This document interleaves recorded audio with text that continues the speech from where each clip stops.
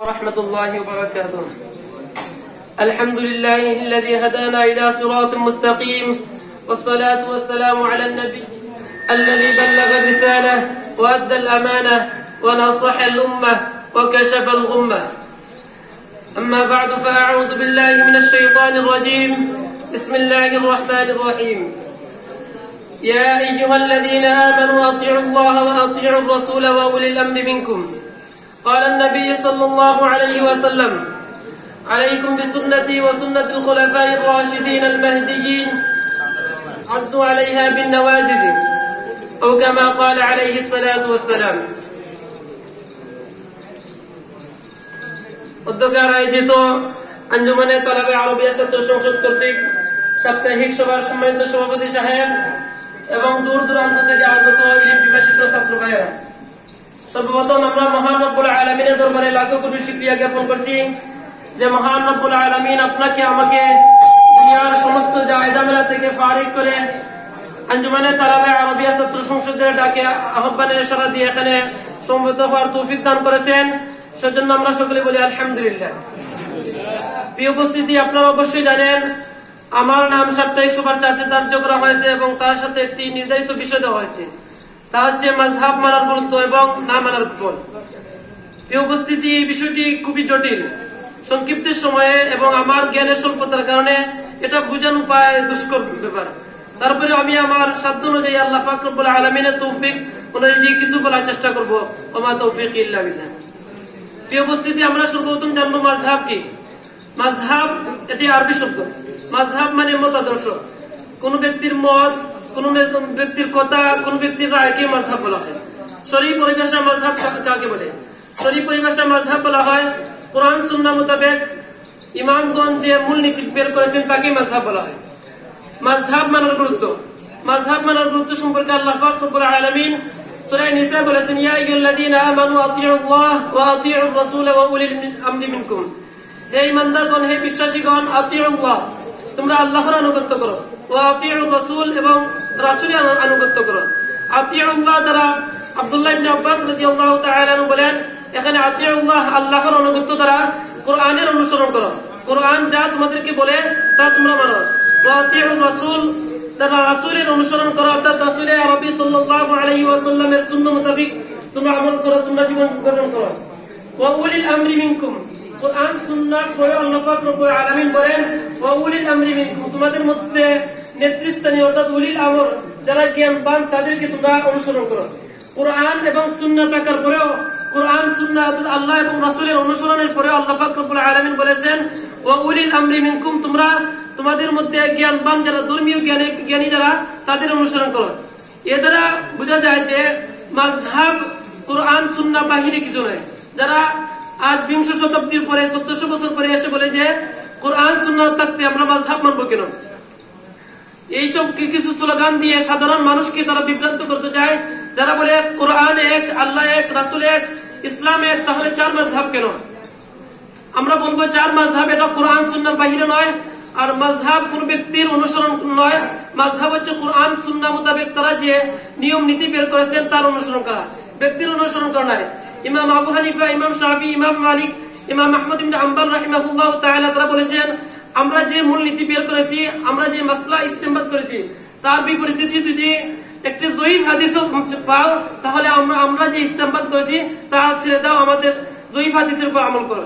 তার দ্বারা অনুমান হয় যে তারা মন গড়া নিজের ভিত্তিতে কোনো কিছু বলেনি, কোরআন হাদিস থেকে তারা বলেছেন। অন্য এক হাদিসে রাসূল আরবি সাল্লাল্লাহু আলাইহি ওয়াসাল্লাম বলেছেন, আলাইকুম বিসুন্নতি ওয়া সুন্নাতিল খুলাফায়ে রাশিদিন আল মাহদিয়িন, আযু আলাইহা বিন নওয়াজিজ। তোমরা আমার পরে খুলাফায়ে রাশিদিনের অনুসরণ করো এবং তাদেরকে ভালোভাবে আঁকড়ে ধরো, আযু আলাইহা বিন নওয়াজিজ, মারি তাতে আঁকড়ে ধরো। এই যে মাযহাব কোথা থেকে আসলো? মাযহাব পুরে এসে বসেনি। মাযহাব সাহাবায়ে কেরামের জমানায় ছিল। যেমন কুফায় যেসব সাহাবায়ে কেরাম ছিলেন তারা সবাই হযরত আব্দুল্লাহ ইবনে মাসউদ রাদিয়াল্লাহু তাআলা আনহু অনুসরণ করেছেন। মদিনায় যারা ছিলেন তারা আব্দুল্লাহ ইবনে আব্বাস রাদিয়াল্লাহু তাআলা আনহু অনুসরণ করেছেন। মক্কায় যারা ছিলেন যায়েদ ইবনে সাবিত রাদিয়াল্লাহু তাআলা আনহু অনুসরণ করেছেন। ইয়ামানে যারা ছিলেন তারা মুআয ইবনে জাবাল রাদিয়াল্লাহু তাআলা আনহু অনুসরণ করেছেন। অর্থাৎ 4 মাযহাব এই ইমামদের যুগে এসে প্রতিষ্ঠিত হয়নি।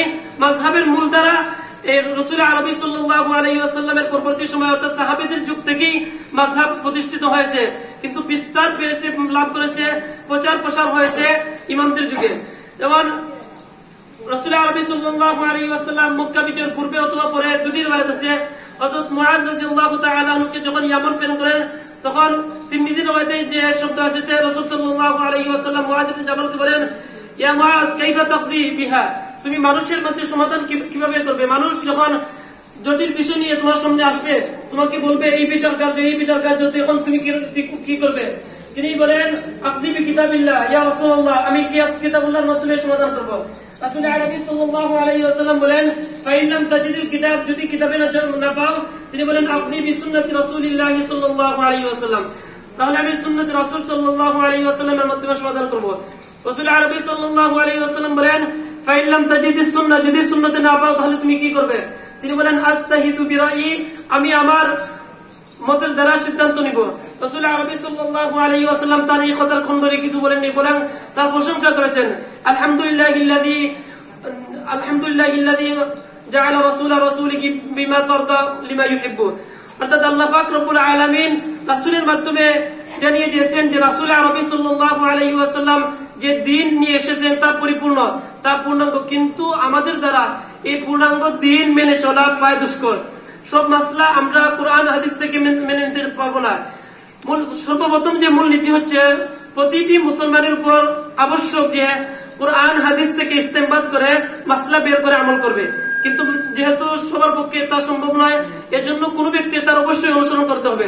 তার দৃষ্টান্ত আমরা যদি নিজেই দেখি যে আমরা যখন বেমারি হয় তখন বিজ্ঞ ডাক্তারের অনুসরণ করি, বিজ্ঞ ডাক্তারের কাছে যাই, আমরা নিজ থেকে কোনো সিদ্ধান্তে পৌঁছে নাই। তেমনি ভাবে দ্বীনের ক্ষেত্রে যখন জটিল কোনো বিষয় আসবে, কোন ইমামের অনুসরণ করতে হবে, অর্থাৎ কোন বিজ্ঞ ব্যক্তির অনুসরণ করতে হবে।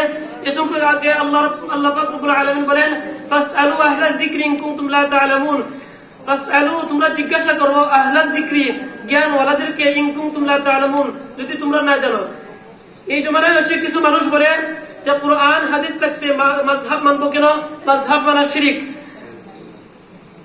এটা আপনারা অবশ্যই জানবেন যে এই আহলে হাদিস নামে যে ফিরকা রয়েছে আমাদের দেশে, মূলত ওরা আহলে হাদিস নয়। আহলে হাদিস এই সেই জমানা ছিল, আহলে হাদিস বলতে যারা হাদিস বিশারদ, হাদিস নিয়ে গবেষণা করেছেন, তারা আহলে হাদিস ছিলেন।